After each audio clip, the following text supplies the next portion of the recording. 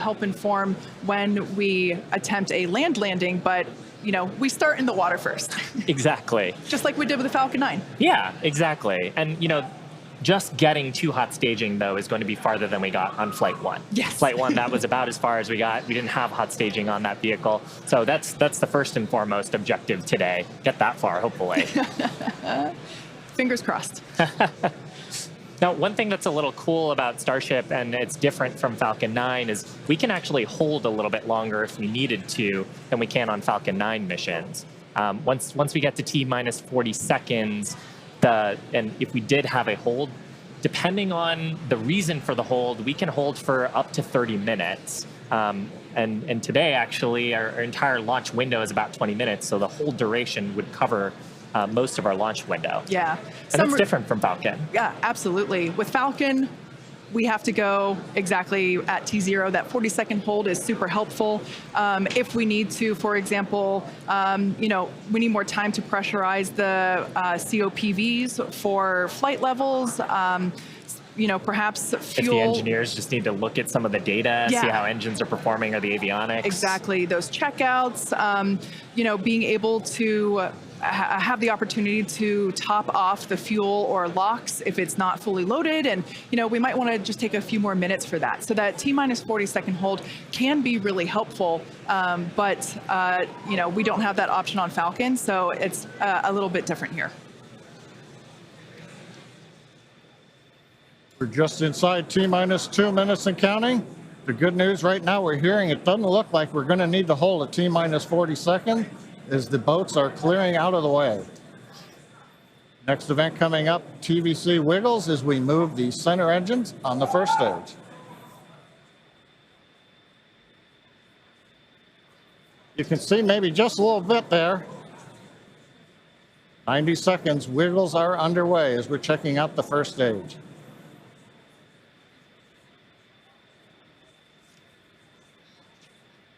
TVC checks are complete. Next major event we're going to hear, hopefully, is the flight director go for launch at T-minus 30 seconds.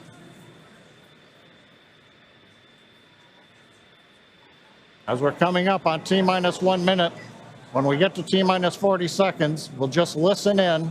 Last time, as you recall, we did hold at 40 seconds, but it took a few seconds for the clock to recover, so we're going to watch that. And as we press to T0, we're going to watch and listen the second test flight of Starship.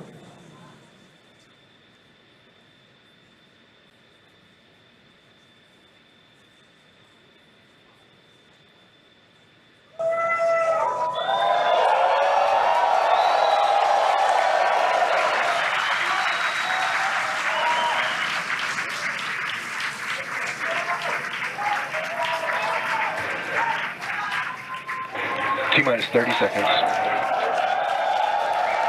Back to rapid recycle.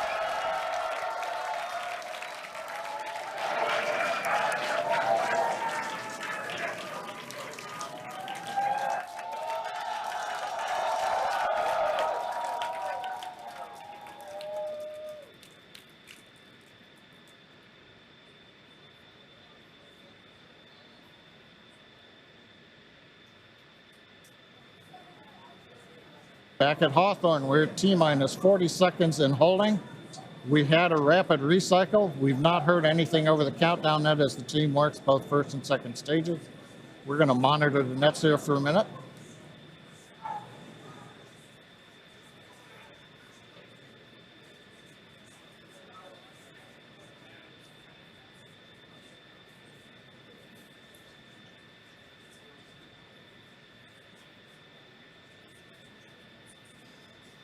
Got a little bit of an update.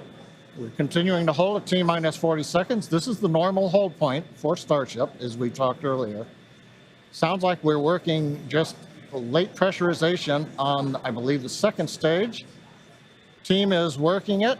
All the other systems are on hold right now at 40 seconds.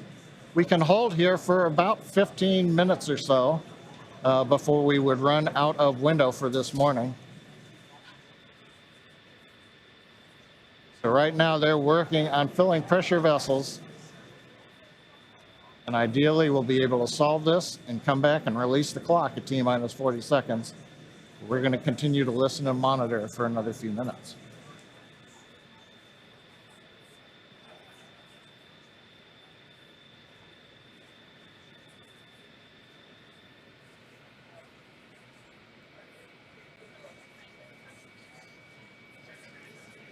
And it's worth mentioning here that don't go away. We are holding at T-minus 40 seconds, but once the teams have resolved and see the data that they want to see, the clock can restart straight away, and it'll start ticking down from T-minus 40 again, all towards liftoff. Yeah, exactly. Now, while we do have the ability to hold for up to 30 minutes, we only have a 20-minute launch window, so don't go away, don't change the channel, and just like Shiva said, we can restart that clock, and there it is. And there it goes. Clock is rolling. T-minus 30 seconds.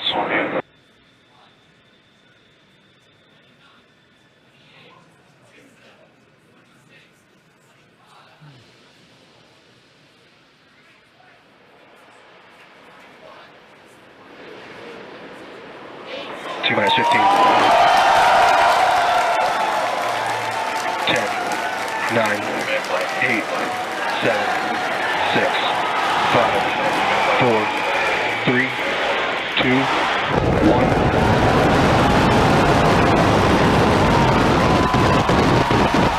We have liftoff.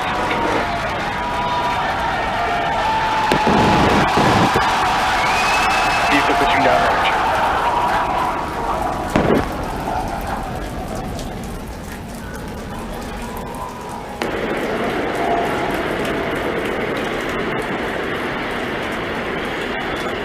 Chambers pressure nominal.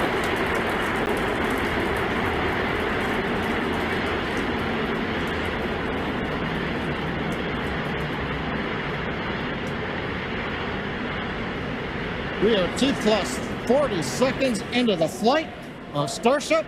33 Raptor engines powering the first stage. Power and telemetry nominal. We've heard power and telemetry nominal call out. We're heading downrange over the Gulf of Mexico.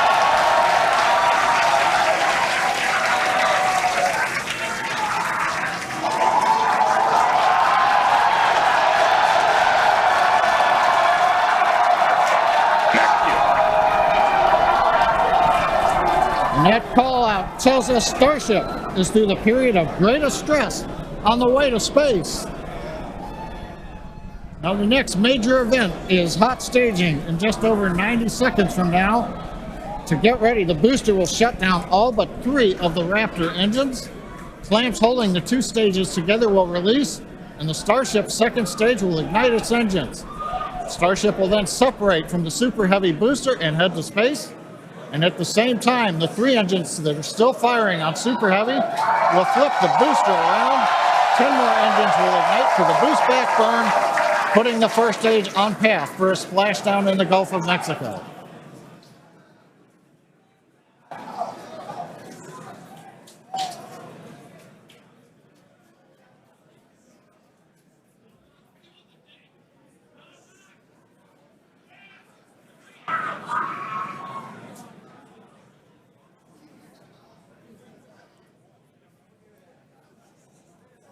Engine power continues to look nominal on 33 Raptor engines.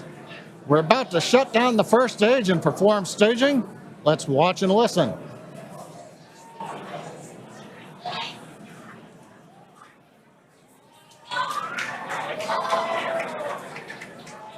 And acquisition of signal Houston and New Orleans. Booster engine cut off.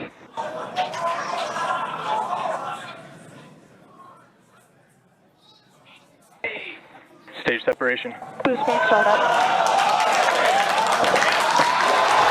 Ship internal system.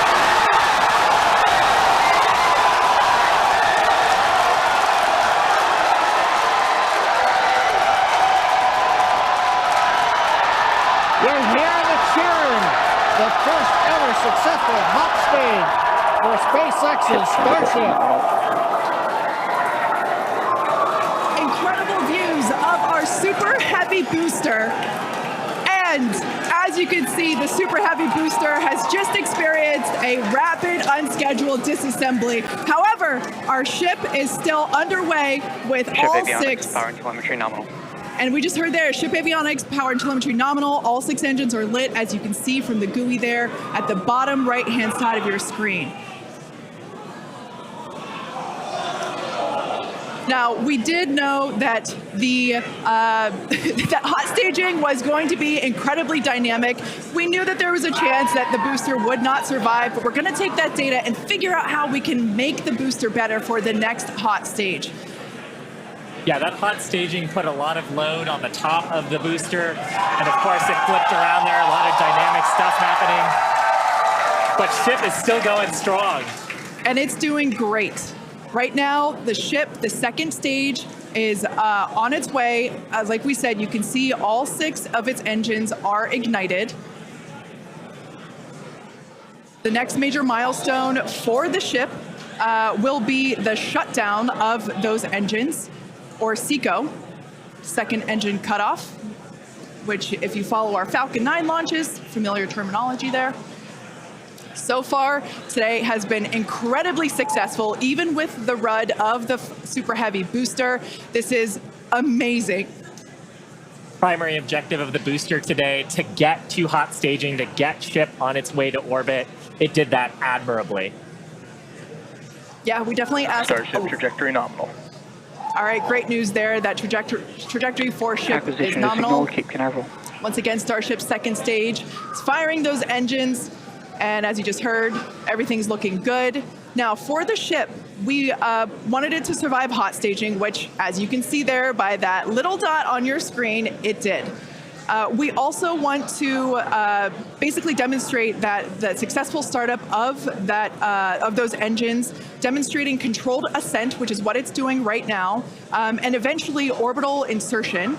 We are hoping to basically send this around the Earth.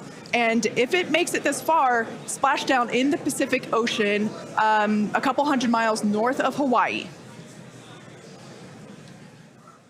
Now, if we get that far, like all of that sounds great. Secondary objectives for ship, again, continuing to gather engine data and about its health, performance. Nominal ship chamber pressures. Great news there. That tells us that the chamber pressures inside of the Starship, again, that's that small dot on your screen, basically the propellant pressures in the ship are looking good. Yeah, the bottom right corner of your screen, you can see essentially a user interface showing us which engines are lit. So the 3 center sea level Raptor engines on ship are gimbaling engines. The 3 outer engines in the triangle, the larger ones, are Raptor vacuum engines. All of them continuing to fire nominally, so they're at the pressures that we expect to try to get into our target trajectory today. Yeah. And we're not targeting orbit today. We're targeting almost orbit today. That's very intentional as part of the mission design. The goal is to get to a thrust profile similar to what we would need for orbit, but also to get to the energy levels that the ship would need to dissipate for reentry. And so we're actually going in a suborbital trajectory today, but that trajectory will get us to the energy levels that we need at reentry, where we can really stress that heat shield and get valuable data on reentry. And those calls that we are still on a nominal trajectory here and seeing nominal pressures means that we have a really good shot of hitting our target orbit. Yeah.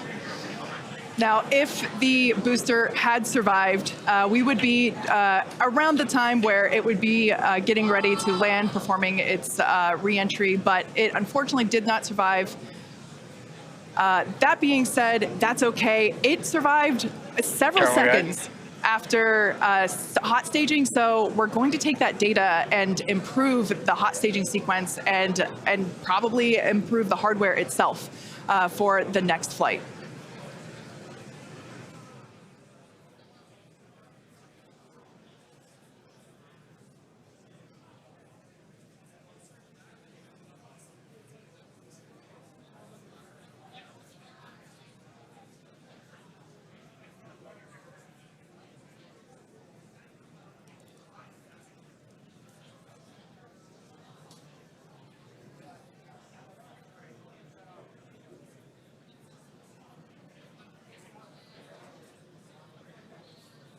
They're standing by for a call out here. Coming up on the projected time that ship would shut down its engines. As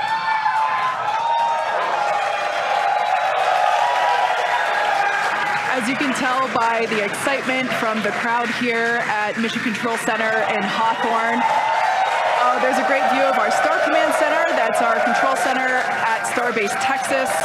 The crowd here, Mission Control Center behind us in Hawthorne. Everyone is super exciting. What a successful day this has been so far.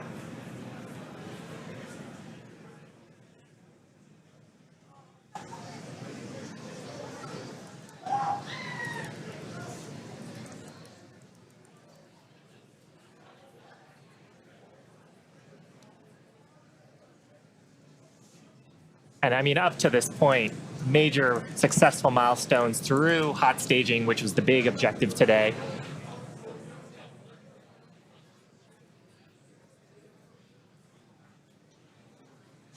So we are going to head into the coast phase planned for the next about hour and 5 minutes. We'll be returning around the T+1 hour and 15-minute mark.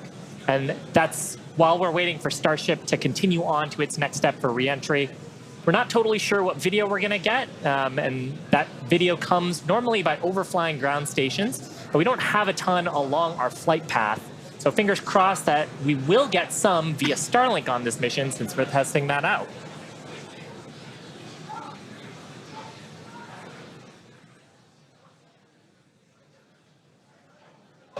And also give us a moment. We are hearing some chatter on the net, so we're going to try to parse that for you.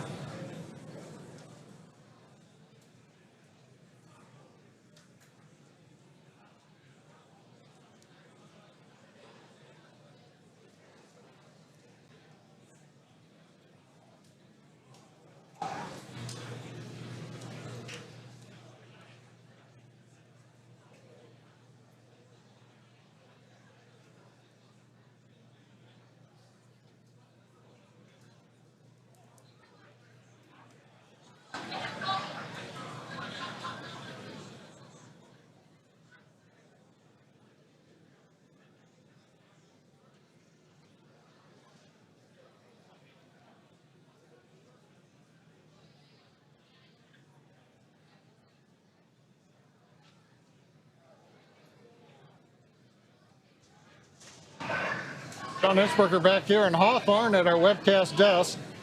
We have lost the data from the second stage. We had heard a call out that we were internal guidance, which means we were getting near the end of the approximately 6-minute burn of Starship, but we haven't gotten any more data since then. So we think we may have lost the second stage. So we would not be into coast phase. We wouldn't be able to come back in an hour or so and possibly get ready for reentry. However, what we do know right now is we had an on-time launch at 7 o'clock. We got through the boats. First stage looked beautiful with 33 Raptor engines firing. We got the hot staging, you know, the thing that we really wanted to see and impressed. We saw the separation. We saw the flip maneuver. We saw the light up of the 6 Raptor engines on Starship, and it headed away. Everything really looked good.